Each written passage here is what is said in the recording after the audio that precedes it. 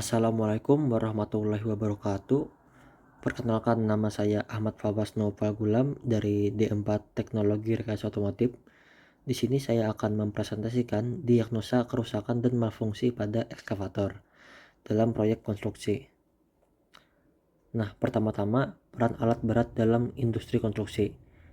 Alat berat berperan penting dalam industri konstruksi dikarenakan kemampuannya untuk menangani pekerjaan berat seperti penggalian, pemindahan material berat, serta pemadatan.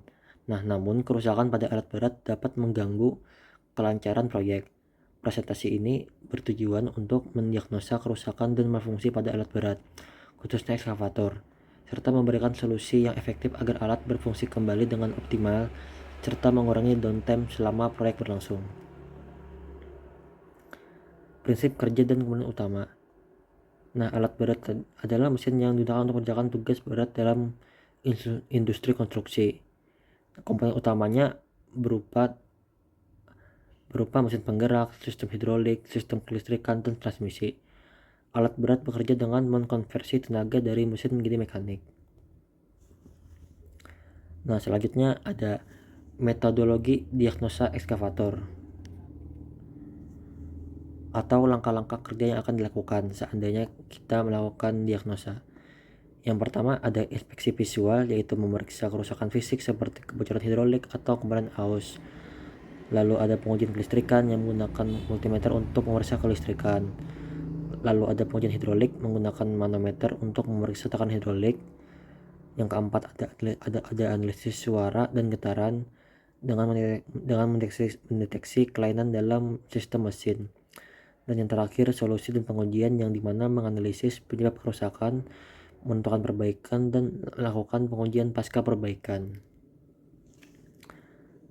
Nah, selanjutnya ada analisis kasus diagnosa awal ekskavator.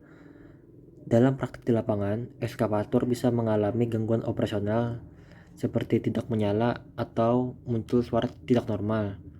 Untuk menangani masalah ini, dilakukan serangkaian diagnosa awal guna mengetahui arah kerusakan.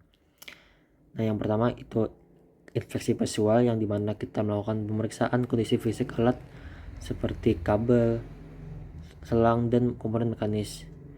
Lalu ada pengujian sistem kelistrikan yang menggunakan multimeter untuk mengukur tegangan aki dan mengecek jalur listrik. Selanjutnya pemeriksaan sistem hidrolik, yang dimana kita melakukan pengecekan selang dan sambungan untuk mendeteksi kebocoran, serta analisis suara dan getaran, yang dimana kita mengamati gejala seperti suara dengungan atau getaran abnormal saat mesin menyala. Nah, selanjutnya penyebab kerusakan pada ekskavator. Setelah kita melakukan diagnosa tadi, beberapa faktor umum yang menjadi penyebab utama kerusakan pada ekskavator berhasil diidentifikasi. Di antara yang ada pada kelistrikan yaitu aki lemah atau sewak, kabel terputus atau korsleting, serta starter tidak berfungsi. Kemudian pada sistem hidrolik itu ada kemungkinan selang bocor atau retak, pompa hidrolik aus atau tidak bekerja, serta tekanan fluida tidak stabil. Selanjutnya pada komponen mekanis itu ada kemungkinan transmisinya aus, kopling mengalami keausan, serta getaran mesin abnormal yang menunjukkan gangguan internal. Selanjutnya ada perawatan tidak rutin yang menyebabkan yang bisa ditandai melalui kurangnya inspeksi berkala, lalu penumpukan kotoran atau oli yang bocor, serta komponen rusak yang dibiarkan terlalu lama. Nah, selanjutnya perbaikan atau tindakan penanganan masalah. Setelah penyebab kerusakan diidentifikasi, langkah-langkah perbaikan dilakukan secara sistematis untuk memastikan ekskavator kembali berfungsi optimal.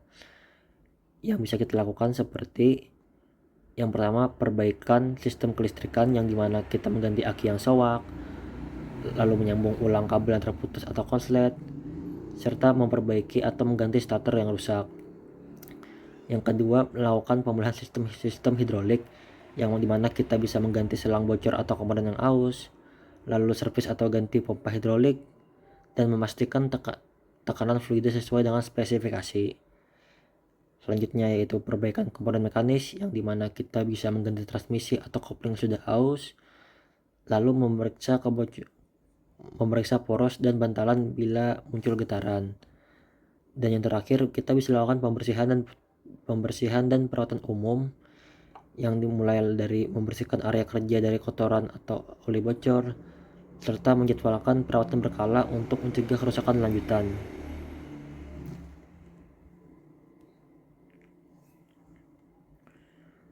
Lalu next ada pengujian untuk memastikan ekskavator kembali normal.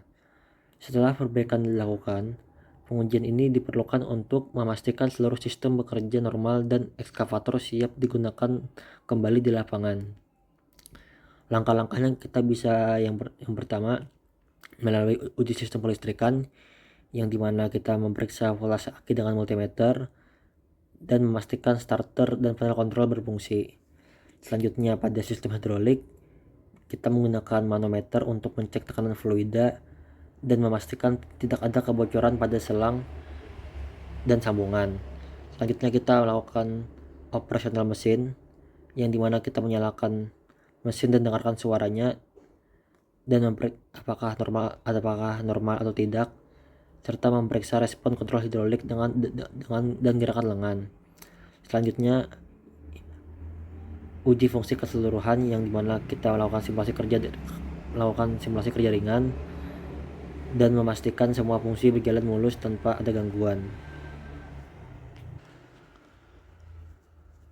Nah, pengujian ini menjadi tahapan krusial untuk kita memastikan ekskavator aman, efisien, dan siap digunakan pada proyek konstruksi. Nah, sekarang kita masuk ke kesimpulan. Ekskavator yang mengalami gangguan operasional seperti tidak menyala atau mengeluarkan suara aneh biasanya disebabkan oleh masalah pada kelistrikan, sistem hidrolik, atau komponen mekanis. Diagnosa yang tepat menjadi kunci utama dalam menentukan langkah perbaikan. Setelah kita melakukan pemeriksaan, penggantian komponen, dan pengujian menyeluruh, ekskavator dapat kembali berfungsi dengan baik.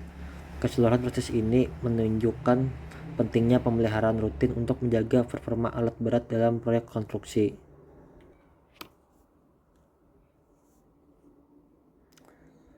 Nah, rekomendasi dari saya, untuk mencegah kerusakan di masa mendatang, disarankan agar pemilik atau operator alat berat melakukan inspeksi secara berkala terhadap seluruh sistem ekskavator. Komponen yang aus sebaiknya segera diganti dan alat diagnostik digunakan secara rutin untuk mendeteksi masalah sejak dini. Kebersihan alat juga harus dijaga, serta operator perlu diberi pelatihan agar mampu mengenali gejala awal kerusakan. Dengan langkah-langkah ini, efisiensi kerja dan usia pakai ekskavator dapat ditingkatkan. Lebih baik mencegah daripada memperbaiki. Nah, sekian dari saya. Saya ucapkan terima kasih. Mohon maaf jika banyak kekurangan. Nah, yang terakhir ada sesi tanya jawab. Jika teman-teman atau pemirsa sekalian yang ingin memberikan pertanyaan, bisa saja langsung ketik di kolom komentar, dan insya Allah saya akan menjawab dengan sebaik mungkin. Wassalamualaikum warahmatullahi wabarakatuh.